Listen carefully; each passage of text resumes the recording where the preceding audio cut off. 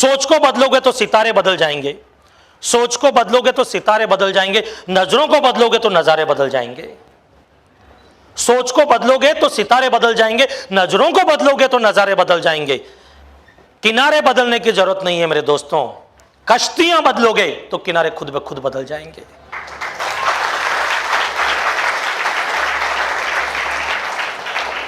Negative सोच वाली कश्ती से आपको पॉजिटिव सोच वाली कश्ती पे आना है, बाकी की सारी प्रॉब्लम अपने आप खत्म हो जाएगी और सॉल्यूशन आपके सामने मिलते रहेंगे। एक छोटी सी बात, एक छोटी सी कहानी और मुझे याद आ रही है। यह कहानी है रुडोल्फ विल्मा की।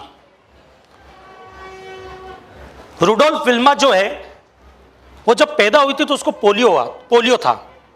डॉक्टर ने बोला कि लड़की इतनी कमजोर है, इतनी कमजोर है, इतनी कमजोर है, कभी भी अपनी जिंदगी में ये ढंग से खड़ी होकर के चल नहीं पाएगी, कभी भी अपनी जिंदगी में ढंग से खड़ी होकर के चल नहीं पाएगी।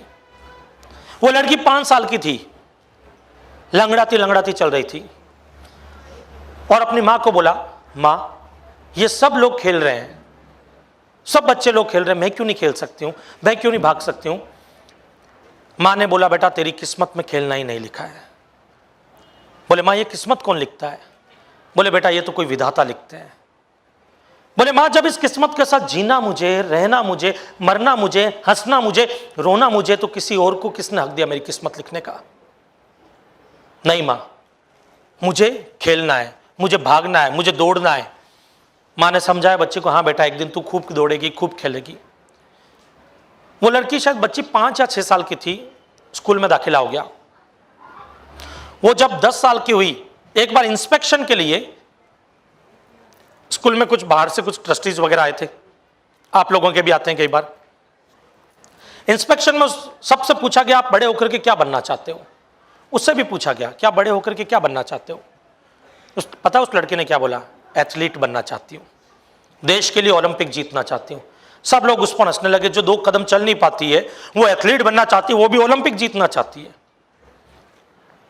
अगले ही महीने स्कूल में कंपटीशन शुरू हुए, उसमें उसने रेस कंपटीशन में पार्टिसिपेट किया। सब लोग उसका मजाक उड़ा रहे थे, पागल हो गई तू, तो 4 कदम नहीं चलेगी, जितने में तो रेस खत्म हो जाएगी। और हकीकत यही था, वो 4 कदम चली, रेस खत्म हो गई, क्योंकि तब तक विनर थे, वो जीत चुके थे। 1 बार हुआ, 2 बार हुआ, 3 बार हुआ, 4 बार हुआ, 10 बार हुआ। ऐसा जब उससे एक सवाल पूछा गया कि तू बार बार हार रही है, फिर भी क्यों पार्टिसिपेट करती है? तू हर महीने, हर 2 महीने बाद, या सोसाइटी में कोई भी कंपटीशन होता है, सब में तू पार्टिसिपेट करती हो, हर बार हार रही है तू। उसने बोला, मेरी नजर में हारा हुआ इंसान वो होता है जो खुद से हार मान ले। मैं तब तक पार्टिसिपेट करती रहूंगी जब तक जीत नहीं जाती हूं। 16 साल की उम्र में उस लड़के ने अपनी जिंदगी की पहली रेस जीती थी। उसने अपने पैर को देखा कि उसके पैर को पोलियो है और वो इस तरह से बैंड है कि अगर उसको एक पर्टिकुलर डायरेक्शन में रखा जाए तो स्प्रिंग की तरह उछल सकता है वो। उसने अपनी कमजोरी को अपनी ताकत बनाया। बाद में वो एक क्लब के पास गई कि मैं ओलंपिक में दौड़ना चाहती हूं। लंगड़े घोड़े पे कोई दाव नहीं लगाना चाहता था, क्लब ने ना बोल दिया। उसके पास ये था कि ओलंपिक में जाने के रास्ते बंद होने लगे। उसने फिर बोला एक दूसरे क्लब को जाकर के कि मैं ओलंपिक में दौड़ना चाहती हूं। उस क्लब ने उसको हायर किया क्योंकि वो क्लब बंद होने की कगार पे था। तो उसने बोला, हम तो वैसे ही बंद होने वाले हैं, लास्ट चांस है, तो चलो हमारे तरफ से कोई दौड़ने वाला है भी नहीं, हम तुमको मौका देते हैं। रुडोल्फ विल्मा को प्रॉपर गाइडेंस मिला। उसने पूरी तरह से दिन रात मेहनत की और मेहनत करते करते करते करते 1956 का ओलंपिक आया। उस टाइम जुत्ता नाम के गोल्ड मेडलिस्ट थी। जुत्ता नाम के उस गोल्ड मेडलिस्ट को हराना नेक्स्ट टू इम्पॉसिबल माना जाता था कि उसके और उसके रनर अप के बीच में 3 सेकंड्स का फासला होता था, 3 to 4 सेकंड, जो एक बहुत बड़ी बात होती है जब खास तौर से अगर एथलीट्स के बीच की बात हो रही है कंपटीशन की। तो नेक्स्ट टू इम्पॉसिबल माना जाता था। 1956 के ओलंपिक्स में आप इतिहास उठा करके देखना एंड 1960 का ओलंपिक उठा करके देखना, रुडोल्फ विल्मा ने एक बार नहीं जुत्ता को 2 बार हराया था रिले रेस में और ओलंपिक चैंपियन बनी थी। ये वो लड़की थी जिसको डॉक्टर ने बोल दिया था कि अपनी जिंदगी में कभी चल नहीं पाएगी ढंग से, वो ओलंपिक चैंपियन बनी थी। पता है क्यों? क्योंकि पूरी दुनिया पर उसको शायद भरोसा नहीं था, उसको खुद पर भरोसा था। उसको खुद पर भरोसा था कि मैं जीत सकती हूं, मैं कर सकती हूं। इसे कहते बिलीफ। ये होना बहुत जरूरी है। लोग क्या बोलते हैं कोई मतलब नहीं है, इंपॉर्टेंट ये कि आप खुद के बारे में क्या सोचते हो। अगर जिंदगी में आप में से कई लोग ऐसे होंगे जो किसी ना किसी के फैन होंगे, कोई अमिताभ का फैन होगा, तो कोई अक्षय कुमार का फैन होगा, कोई शाहरुख खान का फैन होगा, तो कोई अब्दुल कलाम आजाद का फैन होगा, किसी ना किसी के कोई ना कोई फैन होंगे। पर दोस्तों आप जिसके भी फैन हो चलेगा, एक शख्स के आज एक फैन बन जाना। आप पता है किसके? अपने आप के। अपने आप के फैन सबसे पहले बनो आप। क्यों सर? मैं रीजन देता हूं।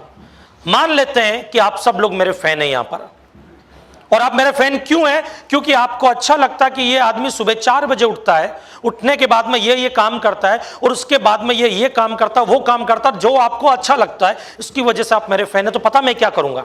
अगर किसी दिन मैं 8 बजे भी उठ गया तो मैं आपको आकर के बोलूंगा, अरे यार आज सुबह 4 बजे उठा हूं और खूब काम किया है।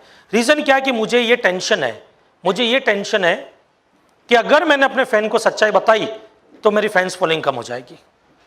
अरे यार हम तो इसके जिस चीज के फैन थे वो तो है ही नहीं इसमें, और फैंस फॉलोइंग कम हो जाएगी।